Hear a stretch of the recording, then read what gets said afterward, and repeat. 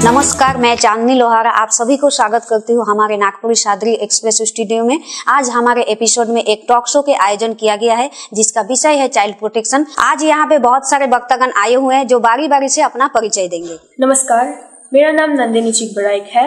मैं VLCVC member हूँ और मैं कालचिनी ब्लॉक से बिलोंग करती हूँ। नमस्ते, मेरा नाम है रेबिका खड़िया। मैं अलीपुरद्वार ब्लॉक 2 का VLCVC का मेंबर। नमस्ते, मेरा नाम सोनू छेत्री। मैं program officer child protection in North Bengal. मैं विगत तकरीबन 15 साल से सिनी में काम कर रहा हूँ। नमस्कार, मेरा नाम गुप्ता है और मैं block level child protection committee की मेंबर हूँ और कुमारग्राम ब्लॉक से बिलोंग करती हूँ। नमस्कार, আমি শ্রী প্রণয় দে। আমি child development project officer Alipurduar 2 নম্বর ব্লক এবং এডিশনাল চার্জ আলিপুরদুয়ার আরবান এবং আলিপুরদুয়ার 1 নম্বর ব্লক। जहर गोड़ लगी मैं डॉक्टर कमल कुजू और मैं एनजीओ एक्टिविस्ट है को और मैं कालचिनी जो हमारे कालचिनी ब्लॉक है अलीपुरदुआर डिस्ट्रिक्ट के अंडर में वेस्ट बंगाल में रायमटन चा बागान में मेरा होना। শিশু সুরক্ষা সংক্রান্ত বিষয়গুলিতে শিশু সুরক্ষা কমিটির ভূমিকা এবং দায়িত্ব সম্বন্ধে আলোচনা করুন। আমাদের জেলায় যদি শিশু সুরক্ষা কমিটিগুলোর দিকে তাকাই তাহলে পরে দেখতে হবে যে আমাদের একদম যেটা গ্রাস লেভেলে যে কমিটিটা আছে সেটা হচ্ছে VLCPC কমিটি, অর্থাৎ village level child protection committee. এটা একটা সংসদকে কেন্দ্র করে তৈরি হয়। যেরকম একটা পঞ্চায়েত থাকে, সেই পঞ্চায়েতের যা জুরিডিকশন থাকে সেখানেই একটা কমিটি তৈরি হয়। সেখানে যে নবনির্বাচিত যে পঞ্চায়েত থাকবে সে ওখানকার চেয়ারম্যান হবে এবং সেখানে যে ICDS ওয়ার্কার থাকবে সে কনভেনার সেক্রেটারি হবে এবং সেখানে কমিটিতে আরও কয়েকজন গ্রামের যারা চাইল্ডদের নিয়ে কাজ করবে তারা কিন্তু থাকছে ওখানে। যেরকম হেলথের থেকে আশা দিদি থাকছে, যেরকম কোনো একজন টিচার সেখানে সেই কমিটিতে মেম্বার থাকছে এবং গার্জিয়ানদের মধ্য থেকেও আমাদের দুজনকে রাখা হয়েছে। যেরকম দুজন মা থাকতে পারে সেখানে, বা কোনো যদি এরকম হয় যে কোনো বাচ্চা 12 থেকে 18 বছরের মধ্যে সেই দুজন বাচ্চাকেও কিন্তু ওই কমিটিতে আমরা রাখা হয়েছে। এই কমিটি কি করবে? এই কমিটিটা হচ্ছে VLCPC কমিটি এবং এদের যেটা নেক্সট লেভেল সেটা হচ্ছে GLCPC কমিটি, অর্থাৎ GP level child protection committee. সেখানেও কিন্তু একইভাবে প্রধান সাহেব থাকছে আমাদের চেয়ারম্যান, সেখানে ICD যে সুপারভাইজার দিদি থাকছে সে সেখানে মেম্বার কনভেনার। সেরকমভাবে আবার ব্লক লেভেলে তৈরি হচ্ছে VLCPC, অর্থাৎ block level child protection committee. কিন্তু আমাদের সবথেকে আমাদের জেলায় যেটা আলিপুরদুয়ারে আমরা জোর দিচ্ছি সেটা হচ্ছে VLCPC কমিটিতে, কারণ এই কমিটিটাই হচ্ছে একদম গ্রাস লেভেলে কাজ করছে। এই কমিটিটার কাজ হচ্ছে এই যে আমাদের যারা মেয়েরা আপনারা যারা আছে যারা 18 বছরের নিচে অর্থাৎ 0 থেকে 18 বছরের তাদেরকে নিয়ে কিন্তু আমরা একটা ভালনারেবল ম্যাপিং করছি। এটাই কিন্তু আমাদের 1 নম্বর কাজ। এবং সেখানে দেখতে হবে যে ছোট ছোট যে ফ্যামিলিগুলো আছে যাদের ক্ষেত্রে মা আছে বাবা নেই, বাবা আছে মা নেই, এবং অনেকের ক্ষেত্রে আছে দুজনই নেই, মা অথবা বাবা দুজনেই তার নেই। সে হয়তো মামার বাড়ি কাকার বাড়িতে সে মানুষ হচ্ছে। সেই বাচ্চাটাকে কিন্তু আমাদের আইডেন্টিফাই করে রাখতে হবে সে যাতে কোনো বিপদগামী না হয়, অর্থাৎ সে যাতে স্কুলে রেগুলারলি যায়। স্কুলে যদি না যায় তাহলে সে ড্রপ আউট হয়ে যায়। সেই বাচ্চাটা দেখা যাচ্ছে সেই বাচ্চাটা কোনো একটা পিয়ার গ্রুপের সঙ্গে পড়ে কিন্তু বাইরে চলে যাচ্ছে, অর্থাৎ ধীরে ধীরে বাচ্চাটা কিন্তু ভালনারেবল হয়ে যাচ্ছে। অর্থাৎ বাচ্চাটা কিন্তু ট্রাফিকারদের হাতে পড়লে বাচ্চাটা দেখা যাবে কোনো একটা সময় সে বাচ্চাটা যদি 12-13 বছরের বয়সী হয় তখন দেখা যাবে যে তাকে আইডেন্টিফাই করে তাকে কিন্তু কোনো একটা বাইরে কাজের সোর্স দেখিয়ে তাকে কিন্তু বাইরে নিয়ে যাওয়ার একটা প্রচেষ্টা চলে, যেটা আলিপুরদুয়ার জেলাতে একটা কমন সিনারিও। যে চা পাতা বাগানগুলোতে কিন্তু আমরা এই রকমের কাহিনী প্রচুর দেখেছি যে যারা ট্রাফিকার তারা কিন্তু এই ধরনের বাচ্চাগুলোকে আইডেন্টিফাই করে। তো আমরা কি করছি এখন VLCPC গুলোতে আমরা অ্যাক্টিভেট করে তাদের কাজগুলোকে আমরা বলে দিচ্ছি যে VLCPC কি কাজ করবে। প্রথম হচ্ছে এই ভালনারেবল চাইল্ডগুলোকে আইডেন্টিফাই করবে, তাদের একটা লিস্ট তৈরি করবে। কিন্তু এটা কিন্তু এই লিস্টটা সবাইকে বলবে না, নিজেদের মধ্যে আলোচনা করবে। তাদেরকে কি করে সুরক্ষিত করা যায়, যদি সে ড্রপ আউট থাকে তাকে আবার রিঅ্যাডমিশন করানো হয় স্কুলে। আবার যদি দেখা যায় তার বাড়িতে সে খাবার প্রপারলি পাচ্ছে না, যদি 0 থেকে 6 বছর হয় তাহলে পরে ICDS তাকে ভর্তি করা, রেগুলারলি তাকে মনিটর করা, সে যাতে যায়। এবং দেখা যায় যে যারা অ্যাবাভ 6 ইয়ার্স টু 18 ইয়ার্স হচ্ছে সে স্কুলে পড়ছে কিনা, স্কুলে সে মেয়ে হলে পরে কন্যাশ্রী পাচ্ছে কিনা, তার পরিবারে যদি কোনো জব কার্ড না থাকে সেগুলো আছে কিনা, বাচ্চাটার আধার কার্ড হয়েছে কিনা, এই ধরনের বিষয়গুলো নিয়ে কিন্তু এই VLCPC কাজ করবে। অর্থাৎ এক্সক্লুসিভলি তৃণমূল স্তরে বাচ্চাদেরকে সুরক্ষা প্রদান করবে এই VLCPC। এই VLCPC যদি ঠিকমতো কাজ করতে পারে আমাদের অনেকগুলো সমস্যা কিন্তু সেই তৃণমূল স্তরে কিন্তু আমরা সেটাকে মিট আপ করতে পারবো। অর্থাৎ দেখা যাচ্ছে যে আমাদের যে বড় বড় সমস্যাগুলো হচ্ছে, যেরকম আমি ধরে নিচ্ছি বাচ্চার চাইল্ড ম্যারেজ নিয়ে ধরে নিচ্ছি, বা ট্রাফিকিং নিয়ে ধরে নিচ্ছি, বা ড্রপ আউট নিয়ে ধরে নিচ্ছি, বা একটা বাচ্চার যদি অন্য কোনো অসুবিধা, যদি ডোমেস্টিক ভায়োলেন্সের শিকারও হয়, দেখা যাচ্ছে মা বাবা অনেক সময় ড্রাঙ্ক হয়ে বাবা ওকে এসে প্রচণ্ড অত্যাচার করছে। অনেক ক্ষেত্রে আমরা কিন্তু রেপ বা অন্যান্য ইনসিডেন্টের ঘটনাও কিন্তু পাচ্ছি, রিসেন্টলি আমাদের জেলাতে হয়েছে। এখন কিন্তু আমাদের জেলা শাসক ম্যাডামের নির্দেশে আমরা কিন্তু ভিএলসিপিসি গুলোকে কিন্তু খুব ভালোভাবে অ্যাক্টিভ করতে পেরেছি, এবং এই কোর জায়গাগুলোতে কিন্তু আমরা কাজ করছি, এবং তাতে দেখা যাচ্ছে আমরা কিন্তু অনেকটা ফল ভালো পেয়েছি, এবং দেখা যাচ্ছে এই ইনসিডেন্টগুলো সম্পর্কে কিন্তু আমরা এখন অ্যাওয়ার হয়ে যাচ্ছি, অর্থাৎ সজাগ হয়ে যাচ্ছি। এইটা যদি আমরা সজাগ হতে পারি তাহলে দেখা যাচ্ছে যে ভিএলসিপিসি অর্থাৎ শিশু সুরক্ষার প্রথম পিলার হচ্ছে ভিএলসিপিসি। এই পিলারটাকে যদি স্ট্রেংথ করা যায় তাহলে শিশু সুরক্ষাটা কিন্তু আমরা সুরক্ষিত করতে পারবো। আলিপুরদুয়ার জেলা শিশুদের জন্য কোন কোন ধরনের উন্নয়নমূলক কার্যক্রম পরিচালনা করছে? আমাদের জেলায় তো অনেক ধরনের উন্নয়নমূলক কার্যক্রম চলছে, রেগুলারলি বেসিসে চলছে। যেরকম শ্যাককেপি আন্ডারে যে সমস্ত কাজগুলো চলছে সেগুলোর মধ্যে একটা হচ্ছে মেয়েদেরকে এক্সপোজার ভিজিট, অর্থাৎ আমাদের যে 11 থেকে 18 বছরের মধ্যে যে মেয়েরা আছে, যারা আমাদের ভাবি যে সবসময় যে এরা সোসাইটির মধ্যে অন্যান্য যে অর্গানাইজেশনগুলো আছে, সরকারি যে অফিসগুলো আছে, ব্যাংক আছে, পোস্ট অফিস আছে, পুলিশ স্টেশন আছে, বা যেরকম আমাদের অ্যাডমিনিস্ট্রেটিভ বিল্ডিংগুলো আছে, ডুয়ার্স কন্যা আছে, তো সেগুলো তাদের কাছে কিন্তু অপরিচিত থেকে যায়। অর্থাৎ বিডিও অফিসেও তারা হয়তো খুব কম গেছে, তো সেগুলোকে আমরা গ্রুপ করে করে তাদের কাছে নিয়ে যাই, এবং তাদের যে কাজগুলো আছে, একটা গ্রাম পঞ্চায়েত অফিসের কি কাজ আছে, একটা পোস্ট অফিসে কি করে খাতা খুলতে হয়, একটা ব্যাংকে কি করে নিজের একটা অ্যাকাউন্ট নাম্বার খুলবে, বা কিছু টাকা জমা করতে হয় কি করে, তুলবে কি করে, একটা এটিএম কার্ডকে কি করে ও অ্যাপ্লাই করবে, সেই জিনিসগুলো কিন্তু হাতে কলমে শেখানো হয়। অর্থাৎ এটা দেখা যাচ্ছে ওদের লাইফস্টাইলে কিন্তু একটা মানে নানাভাবে কিন্তু একটা চেঞ্জেস আসছে। দেখা যাচ্ছে যে আগের তুলনায় কিন্তু ওই কন্যাশ্রী প্রকল্পের টাকা ওরা রেগুলারলি নিজেরা গিয়ে চেক করে দেখছে যে আমার টাকাটা স্যার ঢুকেছে কিনা, এখন আর বলতে হয় না।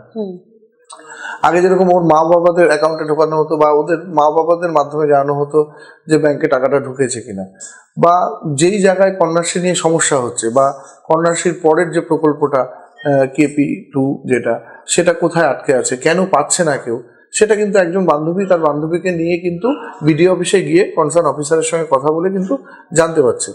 বা আমাদের চাইল্ড প্রোটেকশন অফিস, আমাদের যে আমাদের সোশ্যাল আছে ICDS অফিস আছে, সেখানে এসেও কিন্তু কোনো বাচ্চার পরিষেবা পাচ্ছে না, কোনো কমপ্লেন হলে তারা কিন্তু এসে জমা করছে, ফলে আমরা কিন্তু দ্রুত রেসপন্স দিতে পারছি।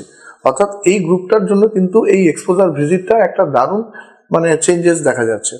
এছাড়া ওদের মানে যেগুলো আইনি অধিকার, মেয়েদের যে আমাদের যে আমরা জানি কি যে একটা বাবার সম্পত্তি সবসময় ছেলেরাই পায়, মেয়েরা হয়তো পায় না। আবার অনেকের ধারণা ছিল যে বিয়ে হলে পরে বোধহয় পাবে না, কিন্তু এটা যে সমান একটা অধিকার, এটা কিন্তু আমাদের শিবিরের মাধ্যমে, আমাদের যে আলোচনাগুলোর মাধ্যমে ওদেরকে কিন্তু বোঝাই। তারপরে সোসাইটিতে যে সমস্যাগুলো আছে সেগুলো সম্পর্কেও কিন্তু ওরা অ্যাওয়ার হয়। তারপরে লাইফ স্কিল রিলেটেড, কেউ কম্পিউটার শিখতে চায়, কেউ টেইলারিং শিখতে চায়, কেউ বাইক মেকানিক শিখতে চায়, সেগুলো কিন্তু আমরা যোগাযোগ করে দিচ্ছি। এই কাজগুলো কিন্তু আলিপুরদুয়ার জেলাতে অনেকটা দ্রুততার সঙ্গে এগিয়ে যাচ্ছে। অর্থাৎ এখন আমরা যে কিশোরী সংঘগুলোকে করছি, এই কিশোরী সংঘগুলো কিন্তু ধীরে ধীরে নিজেদের ডেভেলপমেন্ট নিজেরাই বলতে পারছে। আমরা যখন একটা ওয়ার্কশপ করি তখন কিন্তু আমরা বিভিন্ন কোশ্চেন করি, ওরা এই কোশ্চেনগুলো কিন্তু অলরেডি জানে। অর্থাৎ চাইল্ড প্রোটেকশন কি, একটা মেয়ে থানায় গিয়ে নিজের একটা কমপ্লেন বা FIR লজ কি করে করবে, সেটা কিন্তু তার এই 11-13 বছর বয়সেই জেনে যাচ্ছে। অর্থাৎ তার পরবর্তীকালে কিন্তু এটা নিয়ে আর ভয় ভীতি থাকছে না। অর্থাৎ থানার যে সেকেন্ড অফিসার একজন চাইল্ড প্রোটেকশনের জন্য এক্সক্লুসিভলি ভাবে যুক্ত, সেটা কিন্তু এই মেয়েরা জানছে। বা এখন মেয়েরা ফেসবুক ইউজ করছে, ধরুন ফেসবুকে কোনো একটা অ্যাকাউন্ট থেকে কোনো একটা নানা রকম মেসেজ আছে, সেটা কি করে সাইবার ক্রাইমে কমপ্লেন দিতে হয়, সেটাও কিন্তু ওই নাম্বারে ফোন করে কিন্তু দিয়ে দিচ্ছে। তো এইটা কিন্তু এই ধরনের ব্যাপারগুলো কিন্তু অনেকটাই এগিয়েছে। আমাদের এই জেলাতে যদি বলি, আলিপুরদুয়ার একটা প্রত্যন্ত জেলা, এবং এই জেলায় ট্রাফিকিং একটা বিরাট সমস্যা ছিল একটা সময়, এবং এখনো আছে, কিন্তু এটা কিন্তু এখনো অনেকটা আমরা ওভারকাম করেছি। অর্থাৎ এই সমস্যাগুলোকে মানুষের মধ্যে কিন্তু দেওয়া গেছে। এই উন্নয়ন কাজগুলো কিন্তু রেগুলার বেসিসে চলছে। শিশুদের এখনো স্কুলে না যাওয়া বা স্কুল ত্যাগ করার কারণ কি, এই সম্বন্ধে আপনি কি বলতে চান? এই সমস্যা সমাধানে আপনি আপনার বিভাগ কি ভূমিকা পালন করছেন? দেখুন, একটা শিশু যখন তার স্কুলে যাচ্ছে না বা স্কুলে দীর্ঘদিন অ্যাবসেন্স থাকছে, তখন সেটাকে আমরা ড্রপ আউট বলছি। একটা বাচ্চা যদি দেখা যায় যে সকাল 10টা থেকে বা ধরি সকাল 8টা থেকে 12টা পর্যন্ত 0 থেকে 6 বছরের বাচ্চা, সে আইসিডিএস সেন্টারে যায়নি, অর্থাৎ সেও কিন্তু একটা ড্রপ আউট বা আনকভার্ড বেনিফিশিয়ারি অফ আইসিডিএস হয়ে আছে। আবার যদি দেখা যায় যে একটা বাচ্চার হাই স্কুলে যাওয়ার কথা ছিল, সেই বাচ্চাটা ওই টাইমটায় দেখা যাচ্ছে অন্য কোথাও যাচ্ছে বা অন্য কোনো কাজে বা অন্য কোনো পিয়ার গ্রুপের সঙ্গে মিলে কোনো একটা জায়গায় যাচ্ছে, সেটা কিন্তু আমরা ড্রপ আউট হিসেবে ট্রিট করছি। এর পিছনে যে কারণটা আমাদের জেলায়, যেটা আমরা মোটামুটি আলোচনা করি সবসময়, সবাই বলে যে ইকোনমিক রিজনটাই কারণ, সেটাও কিন্তু না। আগে কি হতো, একটা বাচ্চাকে পরিবারে দেখার মতো কিন্তু অনেকে থাকতো, দাদু, দিদা, মামা, কাকা, জ্যাঠা, এই ধরনের বড় বড় ফ্যামিলি ছিল। এখন দেখা যাচ্ছে যে মা বাবা দুজনেই ইকোনমিক্যালি হাই, কিন্তু বাচ্চাটাকে লুক আফটার করার কেউ নেই। বাচ্চাটা যে স্কুলে যাচ্ছে না, এটার খবর কিন্তু মার কাছেও নেই, বাবার কাছেও নেই। অর্থাৎ দেখা যাচ্ছে যে না, আমি তো স্কুলের ব্যাগ নিয়ে গেল, হয়তো কিন্তু যাচ্ছে না। এইভাবেও কিন্তু কোনো মেয়ে বা ছেলে দেখা যাচ্ছে টিনেজ গ্রুপের মধ্যে একে অপরের সঙ্গে রিলেশনশিপ, সেটাও আছে। এটাও একটা আমরা অস্বীকার করা। এখন রিসেন্টলি ফেসবুকের মাধ্যমে বা মোবাইলের মাধ্যমে একে অপরে, এটাও কিন্তু একটা ড্রপ আউটের রিসেন্টলি দেখা যাচ্ছে, একটা ট্রেন্ড আছে এটা। তো আমরা দেখছি যে একটা কারণ ইকোনমিক্যালি বা আর্থসামাজিক অবস্থা, এটা একটা সময় ছিল যে না, এটাই ড্রপ আউটের কারণ, কিন্তু ড্রপ আউটের অনেকগুলো আলাদা কারণও আছে। যেরকম অনেক মেয়েরা আছে যে ওরা একটু হাই প্রোফাইল লাইভলিড করার জন্য জব খুঁজতে থাকে, হয়তো 14 বছর বয়স থেকে একটা রিসেপশনের জব পাওয়ার জন্য কারো একটা ইয়েতে পড়ে সে সেই দিকে চলে যাচ্ছে। সে কিন্তু সেই জন্য বুঝতে পারছে না যে সে কিন্তু এটা কমপ্লিট করলে পড়াশোনাটা, সে আরো ভালো জব পেত, কিন্তু তার অল্প বয়সে কিন্তু তার দেখা যাচ্ছে অ্যাম্বিশন জেগে যাচ্ছে যে না, আমার মোবাইল একটা ভালো থাকতে হবে, আমি নিজে ইনকাম করব, সেটা। এবং কিছু ক্ষেত্রে ডোমেস্টিক ভায়োলেন্সও একটা কারণ। কিছু ক্ষেত্রে দেখা যায় যে মেয়েরা কিন্তু বাড়িতে দেখা যাচ্ছে নানা রকম, বাবা থেকে শুরু করে বা নানা রকম ভাবে সে ইনসিকিউর ফিল করছে, বা বাড়িতে তার ভাল লাগছে না, তার মানসিক অবস্থা ঠিক থাকছে না, সে সেই জন্য না পড়াশোনা করতে পারছে না অন্য কোনো জায়গায় যেতে পারছে, সে কিন্তু ধীরে ধীরে ড্রপ আউট হয়ে যাচ্ছে। আর বেসিক যেটা ইকোনমিক কারণ, সেটা তো আছেই। আমরা এইগুলোকে আমরা কিন্তু এখন ওই ভিলেজ লেভেল চাইল্ড প্রোটেকশন কমিটিতে কিন্তু আইডেন্টিফাই করছি, এবং আমরা শ্যাককেপি প্রকল্পের আন্ডারে যে সমস্ত পিসিএফএফরা আছে তাদেরকে দিয়ে আইডেন্টিফাই করে লিস্ট করিয়ে করিয়ে কিন্তু আবার রিএডমিশন করানো হচ্ছে। আমরা আলিপুরদুয়ার জেলাতে এই ক্ষেত্রে কিন্তু প্রচুর রিএডমিশন করিয়েছি। সারা বছর ধরে আমরা প্রায় 100-র মতো রিএডমিশন করিয়েছি। এখন হয়তো ড্রপ আউটের সংখ্যা ধীরে ধীরে খুব অল্প হয়ে আসছে আলিপুরদুয়ার জেলাতে। বিশেষ কিছু মানে ক্রিটিক্যাল কারণ না হলে, অনেকের শারীরিক কোনো রোগের কারণ না হলে বা অন্যান্য কারণও থাকতে পারে, তার জন্য সে ড্রপ আউটও হয়ে যায়। কিন্তু এখন দেখা যাচ্ছে যে এই শ্যাককেপি প্রকল্পের মাধ্যমে কিন্তু আলিপুরদুয়ার জেলাতে একটা दारुण सफलता एसेছে। सर, आप बताइए सिनी उत्तर बंगाल में बाल संरक्षण प्रयासों में किस प्रकार योगदान दे रहा है? धन्यवाद चांदनी जी, आपने यहाँ हमें आमंत्रण दिया और हमें इस टॉक शो में बुलाने के लिए। आपका प्रश्न का उत्तर के हिसाब से मैं ये आपको बोलना चाहता हूँ कि हाँ, हम नॉर्थ बंगाल में काम कर रहे हैं, लेकिन नॉर्थ बंगाल में हम लोग क्या काम कर रहे हैं और सिनी एग्जैक्टली है क्या, तो उसको थोड़ा सा मैं पहले बोलना चाहता हूँ। एक्चुअली हमारे जो फाउंडर मेंबर हैं समीर नारायण चौधरी, 74 में वो पेशे से एक पीडियाट्रिशियन है, ये मतलब डॉक्टर हैं बच्चों की। उन्होंने 74 में अपना स्टडी कंप्लीट करने के बाद में वो पेशे में जब आए तो उन्होंने देखा कि उनके इलाके के बहुत सारे बच्चे ऐसे हैं जो जिनका कुपोषण के शिकार हैं, और मतलब उनकी उस वजह से उनकी मृत्यु हो रही है उस इलाके में। तो उन्होंने एक क्लिनिक अपना शुरू किया छोटे से ही बजट में और अपने कैपेसिटी में, और उस चीज़ को लेकर के फिर मतलब वो धीरे धीरे करके मतलब अपने वहाँ के लोगों को जागरूक करना शुरू किया कि किस तरह से घर में ही लो कॉस्ट में हम ऐसे प्रोडक्ट्स बना सकते हैं दाल चावल को मिक्स करके, जिससे हम कुपोषण को हम आराम से हरा सकते हैं। तो ये कुछ चीज़ें डॉक्टर बाबू हमारे जो फाउंडर डायरेक्टर हैं उन्होंने ये चीज़ इनिशिएट किया था। तो उसके बाद में 90s के लास्ट में आते वक्त उनको ये फील हुआ कि सिर्फ न्यूट्रिशन एक चीज़ कंपोनेंट नहीं है जिसके ऊपर में उन्हें काम करने की ज़रूरत है, प्रोटेक्शन भी एक कंपोनेंट है। क्योंकि उन्होंने जब भी वो शारदा रेलवे स्टेशन से कोई दूसरी जगह जाते हैं तो उनको बहुत सारे बच्चे इस तरह से दिखाई देते हैं जो कि वहाँ पे भीख मांगते हैं या फिर कोई बिछड़ हुए बच्चे उनको मिलते हैं।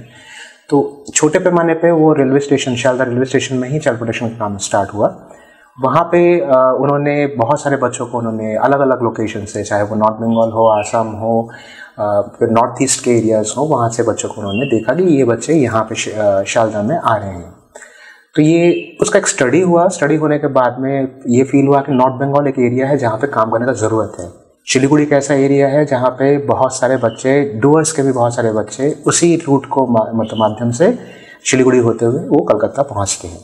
तो सिलीगुड़ी में भी या फिर उसके आसपास के इलाकों में भी काम करने का ज़रूरत है। तो ये सोच के साथ में 2002 में एक स्टडी हुआ था जिसमें नॉर्थ बंगाल के सारे डिस्ट्रिक्ट, जैसे कि अलीपुरद्वार, कुछ बिहार, उस टाइम में अलीपुरद्वार नहीं था, उस टाइम में कंबाइंड जलपाईगुड़ी था, 2002 का बात मैं जो कर रहा हूँ। तब वहाँ पे अलीपुरद्वार, जलपाईगुड़ी, उसके बाद में कुछ बिहार, दार्जिलिंग, ये सारे डिस्ट्रिक्ट्स में एक स्टडी हुआ था। स्टडी होने के बाद में ये फील हुआ कि वहाँ पे हमें काम करना है। तो 2005 से सिनी ने यहाँ चाइल्ड प्रोटेक्शन में क्या बोलते हैं, यहाँ पे सिलीगुड़ी और एडजॉइनिंग एरियाज में काम करने की शुरुआत की। तो यहाँ जब हम चाइल्ड प्रोटेक्शन के बारे में बात करते हैं तब सिनी ने ये सोचा कि हमें 3 इलाकों पे हमें ज़्यादा काम करने की ज़रूरत है। 3 जोग्राफिकल इलाके नहीं, लेकिन 3 इलाके वैसे इलाके हैं जहाँ पे हमें प्रिवेंशन, हमें रोकथाम करना है, प्रोटेक्शन जहाँ पे सुरक्षा देना है, और एक रिहैबिलिटेशन जहाँ पे हमें पुनर्वासन करना है।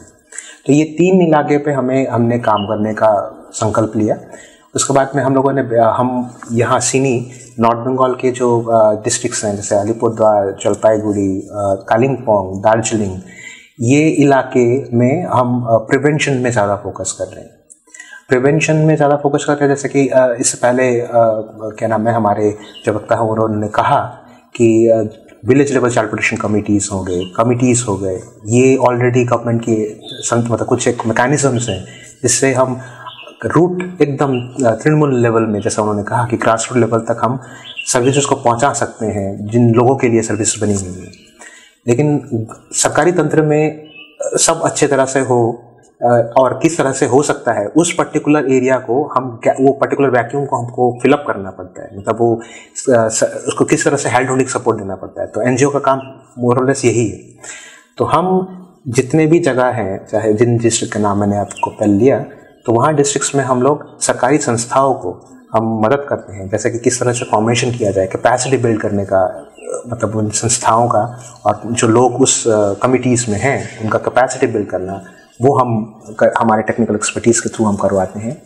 साथ ही साथ रिपोर्टिंग मैकेनिज्म बहुत ज़रूरी है, और किसी तरह से लगे रह करके एक मतलब पर्टिकुलर एक इंस्टीट्यूट को, जैसे हम बात कर रहे हैं कि ग्राम panchayat level child protection committee है, तो ये कमेटी का रिपोर्ट जो बनेगा वो ग्राम पंचायत लेवल पे बनेगा, ग्राम पंचायत से ये ब्लॉक में जाएगा, ब्लॉक से वो जिला में जाएगा। तो ये मैकेनिज्म जो है, ये किस तरीके से हम उसको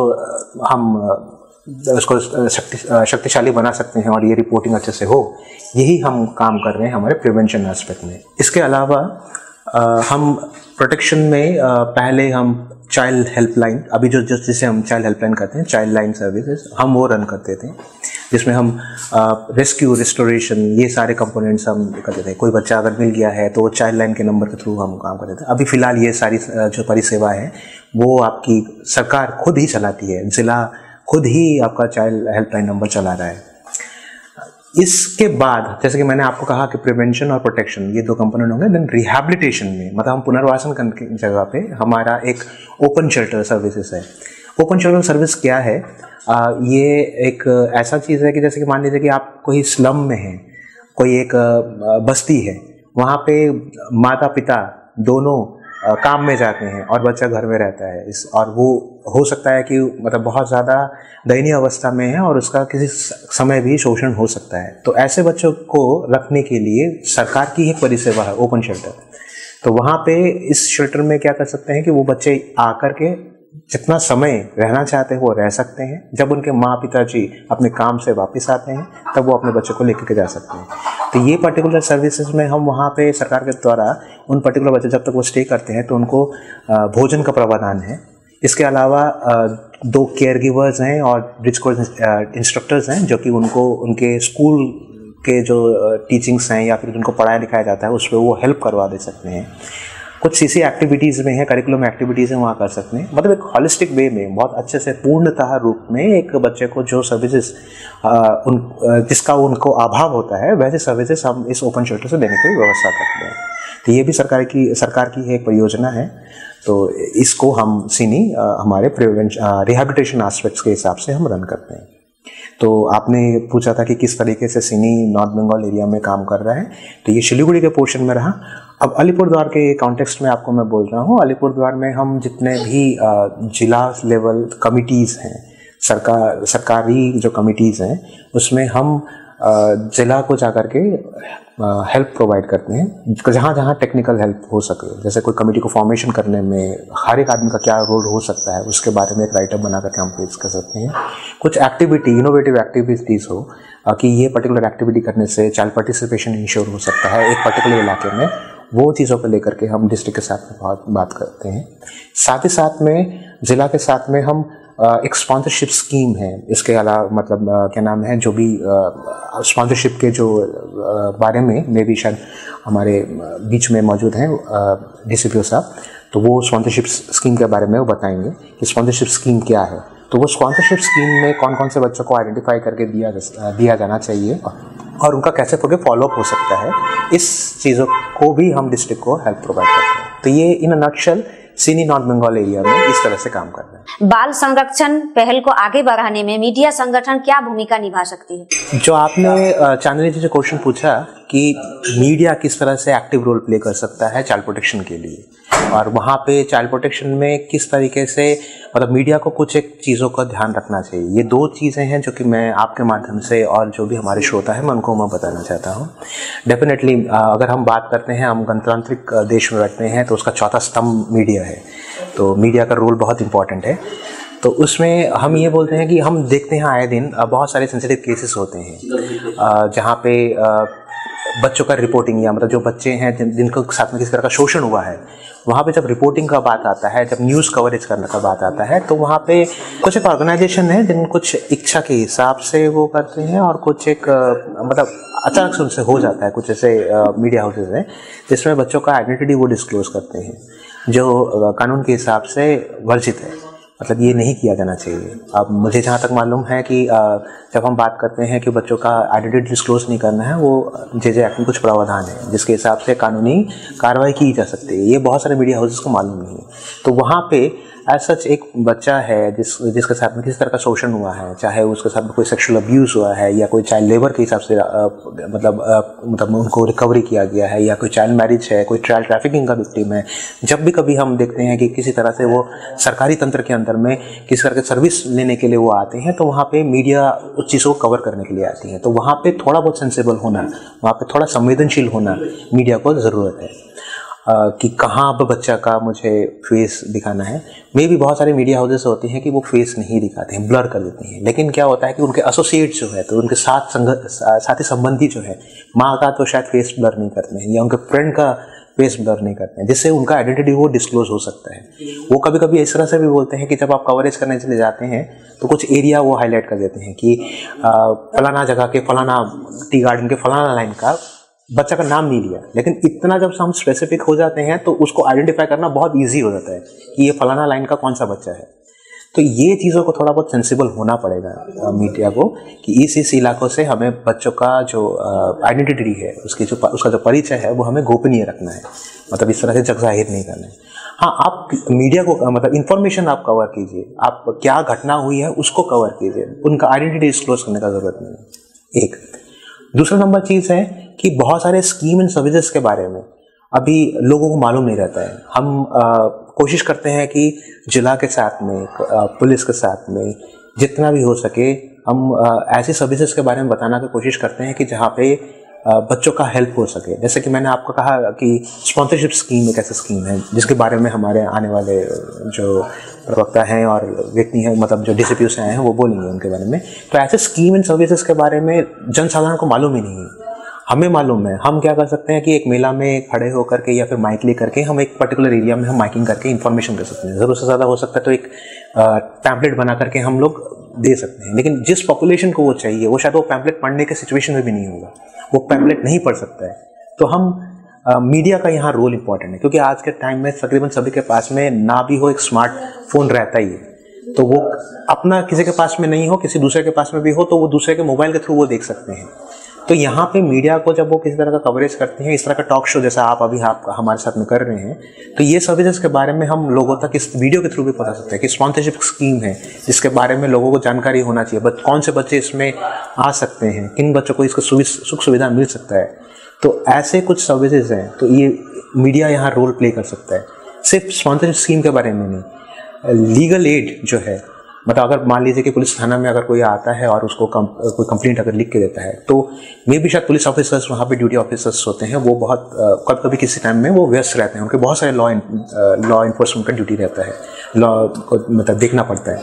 तो वहाँ पे DLSA की तरफ से, डिस्ट्रिक्ट लीगल सर्विस अथॉरिटी की तरफ से एक पैरालीगल वॉलंटियर हर थाने में मुहैया कराया गया है। जैसे कोई आदमी अगर किसी को अगर कंप्लेंट लिखना है, तो अगर वो लिख नहीं पा रहा है, तो ये DLSA के जो डिस्ट्रिक्ट लीगल सर्विस अथॉरिटी है, उनके हिसाब से PLVs मतलब पैरालीगल वॉलंटियर हर थाने में है, वो उस पर्टिकुलर विक्टिम के कंप्लेंट को वो ड्राफ्ट करके थाना में जमा कर सकते हैं, ताकि उसके ऊपर में कार्रवाई की जा सके। तो ये चीज़ों के बारे में अवेयरनेस नहीं है, तो इस ऐसे चीज़ों के इंफॉर्मेशन जो कंपोनेंट्स हैं वो मीडिया लेकर के सामने आ सकती है, और इसी तरह के चैनल के माध्यम से हम जनसाधारण तक ये इंफॉर्मेशन पहुंचा सकते हैं। तो ये दो जो स्पेसिफिक एरियाज हैं जहाँ पे मीडिया अच्छे से रोल प्ले कर सकता है। रेबिका, आप बताइए, बच्चे कौन है? एक बच्चे के अधिकारों के बारे में आप क्या जानते हैं? जो चाइल्ड 0 से 18 वर्ष के नीचे कोई भी व्यक्ति है उसे चाइल्ड कहा जाता है। और चाइल्ड का 4 मौलिक अधिकार है। एक, जीने का अधिकार। जीने का अधिकार, जैसे पहले का नियम में लड़कियों को जीने का हक नहीं था, क्योंकि लड़कियों को जीने का अधिकार नहीं था, क्योंकि वो दुनिया में आते थे उस टाइम क्या उसे मार दिया जाता था, फेंक दिया जाता था या उसे बेच दिया जाता था। लेकिन अभी आइन के हिसाब से हर लड़की को जीने का पूरा अधिकार है। और सेकंड वाला विकास का अधिकार। विकास का अधिकार कैसे है कि हर चीज में विकास करना बहुत जरूरी है, शारीरिक में विकास करना, सामाजिक में विकास करना। और तीसरा है भागीदारी का अधिकार। जैसे गांव में बहुत कुछ होता है प्रोग्राम सब, उस टाइम में पहले क्या होता था कि बच्चों को अधिकार नहीं दिया जाता था, लेकिन अभी आइन के हिसाब से हर बच्चों को बोलने का अधिकार दिया गया है। अभी हर गांव में भी VLCPC कमेटी बनाया गया। कोई भी ऐसे बच्चे को प्रॉब्लम हो तो VLCPC में बोल सकते हैं। और चौथा नंबर में सुरक्षा का अधिकार। सुरक्षा का अधिकार यह है कि हर बच्चों को पढ़ाई करना बहुत जरूरी है। हर बच्चों को सुरक्षित होना बहुत जरूरी है। साथ उसके साथ खेल कूद बहुत से ऐसे चीजों है, वहाँ सुरक्षित होना बहुत अधिकार है। एलिजाबेथ, आप बताइए, सोशल मीडिया प्लेटफॉर्म, इंटरनेट उपयोग करते समय कोई बच्चा अपनी सुरक्षा और संरक्षण कैसे सुनिश्चित कर सकता है? 0 से 18 साल के बच्चों को आज हम देख सकते हैं, छोटे छोटे बच्चे इंटरनेट का मिसयूज कर रहे हैं।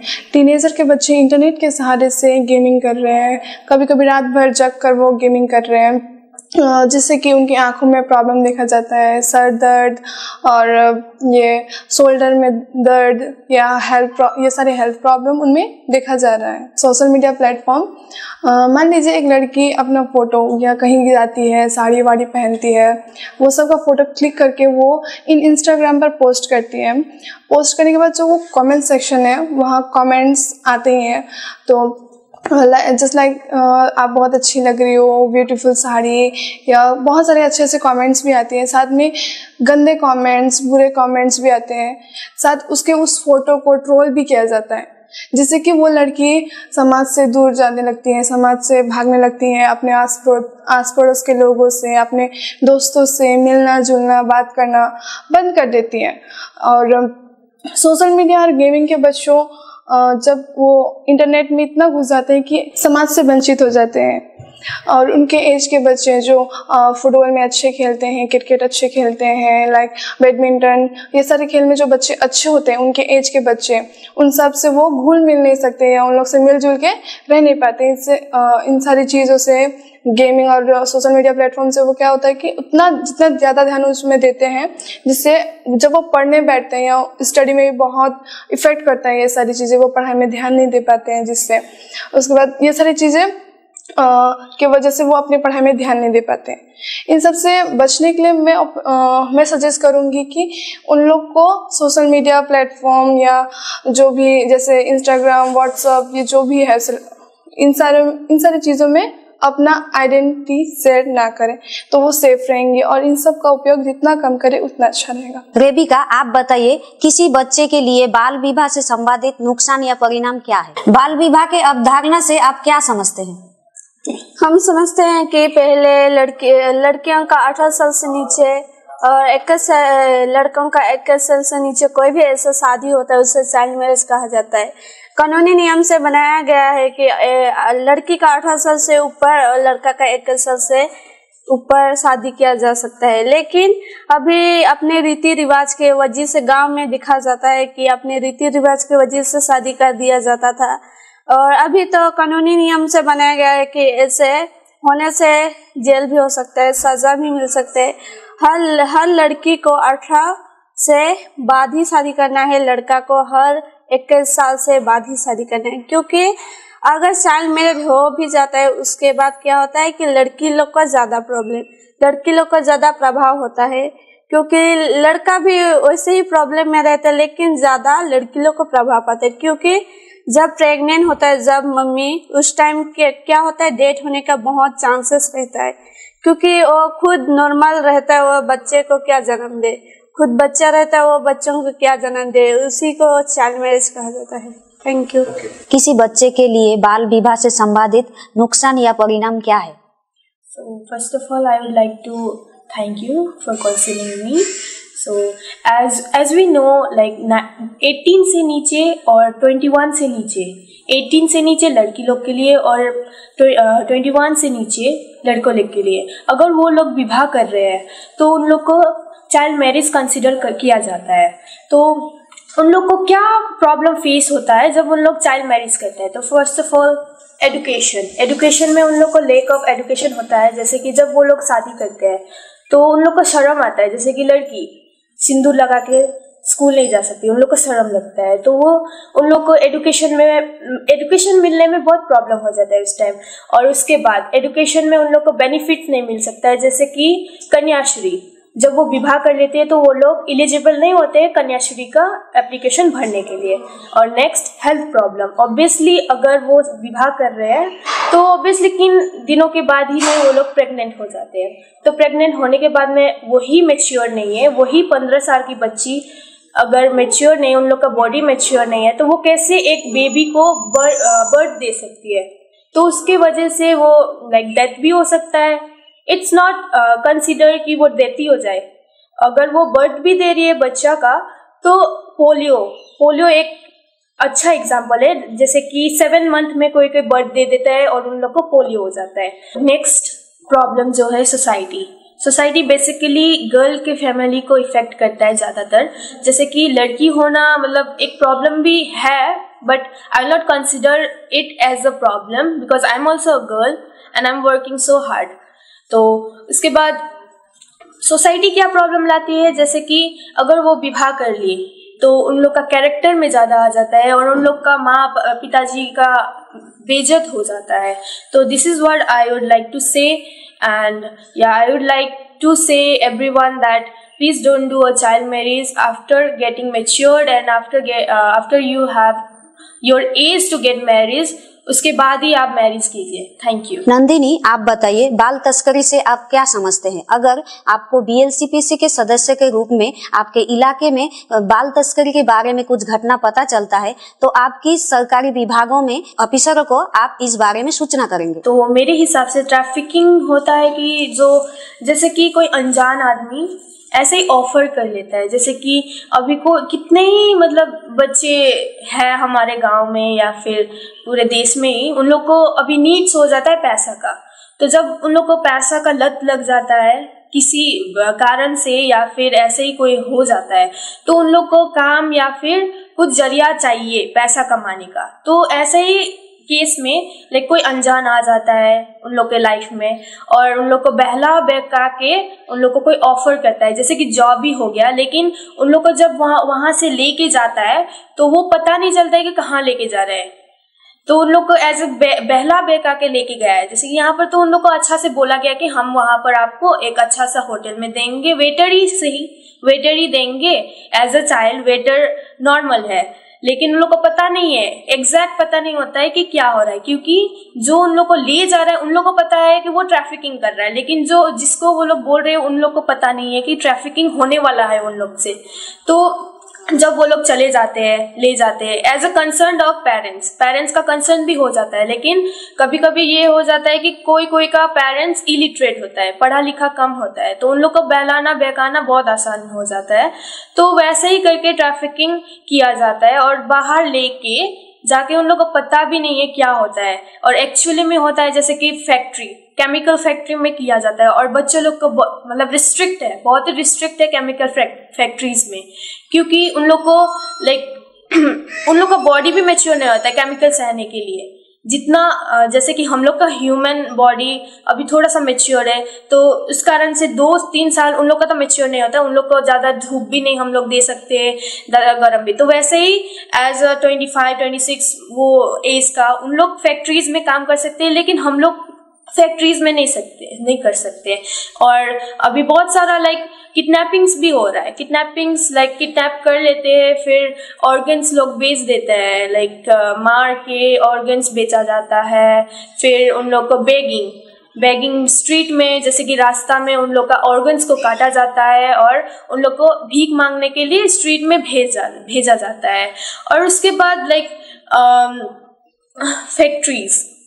Factories not only chemical factories, manufacturing हो रहा है जहाँ पर माइनिंग हो रहा है, माइनिंग में भी नहीं भेजा जाता है कि वहाँ पर यूज बड़ा मशीन्स यूज होता है। तो बाई चांस वो कहीं पर गिर गया, वो बच्चा अभी तक दुनिया तो देखा ही नहीं है वो बच्चा, और ऐसा काम करके वो अगर मर गया तो वो सही भी नहीं लगता है कहीं से। संयुक्त राष्ट्र बल अधिकार कनेक्शन के तहत छुआमन के का अधिकार देवल जा है?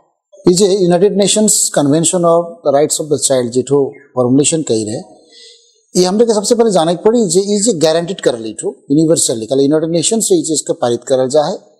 और यहाँ छुआमन के लेके स्पेशली छुआमन का राइट्स के सेफ गार्ड करे के लिए राइट्स, और साथ साथ में छुआमन का सर्वाइवल है, छुआमन का प्रोटेक्शन है, हर एक किस्म भर से एक्सप्लॉयटेशन हो, एट्रोसिटीज हो, ये सारा चीज के यूएनसीआरसी के गारंटीड करेला और ये पूरा चीज के फ्रेम आउट करेला। जो सब जगह वर्ल्ड में, हर एक कंट्री में, हर एक देश में, हर एक स्टेट में, हर एक डिस्ट्रिक्ट, हर एक विलेज, हर एक जगह में ये सब जो छुआमन का जो राइट्स बना है से सब गारंटीड होए चाहिए। और वो राइट्स मन वो छुआमन तक पुगे चाहिए, उमन के सब किसी जगह से बचाई पड़ी छुआमन के कोनो भी किस्म कर ऊपर में कोनो किस्म का अत्याचार सब जो होएला से सब नहीं हो इके रोके। लेकिन एक फ्रेमवर्क देवल जा है जहाँ छुआ कर हेल्थ के लेके भी बात आवेला, छुआ कर राइट टू एजुकेशन के भी बात आवेला, टोटल जी चीज हमरे मन कह सकेला कि छुआ के स्वास्थ्य हिसाब से, छुआ के छोटका छुआ से लेके बड़का करे तक कर जे ओकर लेकिन कॉन्स्टिट्यूशनल रेमेडीज होएला वो चीज के फ्रेमवर्क कर देवल और वो छुआमन तक पुगे चाहिए। भारत में छुआमन के का चुनौती का सामना करे पड़ेला और हमरे कैसन के इकर समाधान करब? देखो इंडिया में का एक बात बहुत सारा इशू बना है, बहुत सारा प्रॉब्लम बना है, बहुत ज्यादा अगर हमारे हिसाब करब देखे जाए फले। एक तो हमारे मन देखिल जे माल न्यूट्रिशन के बहुत ज्यादा छुआमन अथी हुए ना, ओकर प्रॉब्लम से भुगे ना। ओकर बाद में हो गलक कि गांव क्षेत्र में छुआमन कर या पेरेंट्स बनकर अधिकार के बारे में उनको जानकारी नहीं है, उनके एजुकेशन के बारे में उनके अवेयरनेस नहीं है, और बहुत सारा चीज जो उनको राइट्स में मिलेला, जो डिस्ट्रिक्ट से उनको सुविधा मिले कि विलेज लेवल में उनका प्रोटेक्शन का सोसाइटी है, बाटर कम्युनिटी है, या ब्लॉक लेवल में है, या डिस्ट्रिक्ट लेवल में है, ये सारा चीज मन के भी उनके जानकारी नहीं है। और ज्यादातर हम देखिए इंडिया देश ने भी हमारे तनिक पीछे है डेवलपमेंट के स्ट्रेटेजी से। तो जे गांव क्षेत्र हो ज्यादातर जो बैकवर्ड एरिया पड़ल से सब जगह कर गार्जियन के साथ साथ में बच्चा मन भी पिछड़ रहा है कि उनके जानकार का अभाव नहीं हो, अपने अभाव है उमटिन बहुत सारा चीज का जानकारी नहीं हुए थे, या तो कोनो एजेंसी से तक जानकारी पुग नहीं सके थे। देखिला कि छुआमन के स्कूल भेजे, लेकिन गार्जियन मन बहुत सारा गार्जियन स्कूल में नहीं भेजे ना, उमन का अगर ना छुआ काम में लगा देवे ना। और ऐसा हुए कि उस सब जगह में देखिए हमारे चाइल्ड मैरिज बहुत ज्यादा हुए थे, चाइल्ड लेबर में भी बहुत ज्यादा उस जगह में देखिए के मिले हमरे के। लेकिन हमरे के फोकस है कि चाइल्ड राइट्स वीक जे एक अवेयरनेस वीक हमरे का जे सेशन मन रही की और ये नागपुरी सादरी एक्सप्रेस स्टूडियो जे थीम के आज इनके बोला है यहाँ से कर, लेकिन बहुत इंपॉर्टेंट बात रहे आज कि पब्लिक तक जाओ, तो प्रत्येक घर तक ये बात जाओ कि छुआ मन कर लेके जे अवेयरनेस वीक चले थे, काले वीक हमरे कह रही चीज की एहले हमरे कह रही कि प्रत्येक जगह अगर छुआ मन अपन अपन राइट्स के जानो, छुआ मन ई जानो जो उनके स्कूल जाके लगी, स्कूल जाके गवर्नमेंट उमन के फैसिलिटी दे है, उनका खाना पीना कर लगे मिड डे मील का व्यवस्था करल है, ICDS से लेके प्राइमरी स्कूल में हो या कोई भी स्कूल में हो खाना का प्रबंध करल है उमन के, साथ में स्कॉलरशिप का व्यवस्था मना है। छुआ मन का कोनो किस्म का अगर एट्रोसिटीज हुआ तो कर, लेकिन CWC है या चाइल्ड लाइन है या कोनो भी संस्थान है गवर्नमेंट का, और साथ साथ में ये भी हमें ध्यान देख पड़ी कि उनको स्वास्थ्य का, लेकिन प्रत्येक जगह में ICDS सेंटर साथ साथ में सब सेंटर हेल्थ सेंटर बना है, वहाँ उनका लेकिन फ्री ऑफ कॉस्ट सुविधा में देवल चाहे, लेकिन ये सब बारे में जानकारी छुआ मन तक नहीं पुगेला या छुआ मन कर जानकारी पेरेंट्स कम्युनिटी जानकारी नहीं होवेला, जे कारण से मन पीछे चल आवे ना चीज के। तो इकर हमार मुद्दा ही ये है कि जी इस सप्ताह में हमरे कर जे मुहिम रही प्रत्येक को फैमिली तक पुगे के, जहाँ हमरे मन ये सब जानकारी उमर तक पुगा जे फ्री ऑफ कॉस्ट गवर्नमेंट बच्चे लेकिन सोचे के लायक है हमारे देश में, और वो सब जितना फैसिलिटीज मना है जिमन उनके नहीं पाए उमन ये सब फैसिलिटीज उमन कर, लेकिन है के अपन है कि उमन कर फैसिलिटीज उमन तक ये फैसिलिटीज पुगो, ये है कि मुद्दा हमार। छुआ मन के शोषण से बचाए के लिए और उमन कर अधिकार के देवाए के लिए का करे चाहिए? अब देखो रोरे के जेखन सवाल रहे, रोरे के स्टूडियो में मैं बहुत बार आलो और आते भी आ रोरे के स्टूडियो में, लेकिन रोरे जी से बात मुझे पूछ ली जे हमें खाने का समाधान कर अपनी इशू के। देखो ये विषय ऐसा एक विषय है कि चाइल्ड्स कर विषय जे है कि हमरे कर, और चाइल्ड राइट्स अवेयरनेस वीक जे चले लागे वीक में हमरे कर फोकस है कि जे स्टेक होल्डर्स मना है या जे एसोसिएटेड आदमी मना है, NGOs मना है या सोशल वर्कर मना है या स्कूल का टीचर मना है या पेरेंट्स मना है, ये मन के इनिशिएटिव ले पड़ी। कल गवर्नमेंट सिर्फ चाहिए कि एक इनिशिएटिव हो और वो गवर्नमेंट काम करे चाहिए, हले नहीं सकी एक गवर्नमेंट करके कोनो भी पॉलिसीज के इम्प्लीमेंट करे, लेकिन उके एक रिजल्ट तक आने के, लेकिन उकर में पब्लिक कर माने सहयोग बहुत दरकार है। उकर में है मतलब है कि प्रत्येक पेरेंट्स कर जिम्मेदारी बनेला, प्रत्येक गार्जियन का जिम्मेदारी बनेला, प्रत्येक जे टीचर है कहीं स्कूल कर या घर लोग ICDS का सेंटर कर भी कर्मी हो या स्कूल के कर्मी नहीं, जे कोनो कर्मी जे भी जुड़ल है कोनो भी काम से, इनफैक्ट सिटीजन्स ऑफ इंडिया की कहूँ मैं कि उमन के एक इनिशिएटिव ले पड़ी कि जे गवर्नमेंट का पॉलिसीज बनाए चाइल्ड केयर लेके, यानी बच्चा के सुरक्षित रखे कर, बच्चा सुरक्षित जन्म लो, बच्चा सुरक्षित खाने खाए के लेकिन चीज पाओ, दवाई बीरो पाओ, अनाज पाओ, रेशन पाओ, साथ में छुआ पौधा जे मन हो छुआ मन है चाइल्ड मन से उनकर एजुकेशन फ्री ऑफ कॉस्ट है के उठो मिले चाहिए उमन के, उकर बाद में उमन कर प्रोटेक्शन कर बात आवेला कि कोनो भी किस्म से छुआ मन का तस्करी ना हो या चाइल्ड लेबर ना हो, चाइल्ड मैरिज ना हो या कोनो भी किस्म कर चाइल्ड के रूप में कोनो किस्म कर ऑफेंसिव काम ना हो, से जानकारी मन के हमरे के पेरेंट्स मन अगर ये सब जानकारी के प्रत्येक छुआ मन तक या पेरेंट्स तक पुगावे छुआ तोहरे मन, लेकिन ये सब राइट्स मन बना है गवर्नमेंट और फ्री ऑफ कॉस्ट तोहरे के देवल जाते, तोहरे का सहायता के, लेकिन मैंने हर चीज में तोहरे मन पार्टिसिपेट करवा सकर चलते चाइल्ड वेलफेयर कमेटी के गठन करा जा है, विलेज लेवल में है, ब्लॉक लेवल में है, डिस्ट्रिक्ट लेवल में, स्टेट लेवल में है और सेंट्रल लेवल में है, ये सब तो जोड़े कर तारमन है के, ये तारमन कनेक्शन मन के उमन तक पुगाए के लिए कि बच्चा मन के घबराए के नहीं, बच्चा मन इंडिया में सिर्फ नहीं कोनो भी देश में माने बहुत इंपॉर्टेंट पार्ट है ना देश में, तो से कहे के मतलब है कि जे ई मन कर जे पब्लिक कर इनिशिएटिव होए पड़ी, ये सारा जानकारी धीरे धीरे करके इस सप्ताह में अपन अपन क्षेत्र में ये पब्लिक तक ये चीज के पुगाए, ताकि वो पब्लिक मन ये सब जानकारी पाए के अवेयर हो जाए चीज में, अपन राइट्स के बारे में जानबे, अपन ह्यूमन राइट्स के बारे में जानबे, अपन सोशल राइट्स के बारे में जानबे, पूरा पूरी अपना अधिकार के जानबे और मांगबे मन कि मोर ई राइट से के मोके मिले चाहे के वो नोक करी, वो सरकार का दरवाजा तक जाई, ये कर एजेंसीज मन से टैप कर रहे ग्रास लेवल से लेकर ऊपर लेवल तक वो एजेंसीज मन से संपर्क में आवे और कोनो दिन डायरेक्ट बात नहीं के छुआ मन के, लेकिन फर्स्ट थाना में कहूँ कहीं भी कहूँ रो रे टोल फ्री नंबर मना है, वो सब हेल्पलाइन नंबर माने के या कनेक्शन करे कर जगह माने के, वो सब जगह से उनके तार जोड़े पड़ी।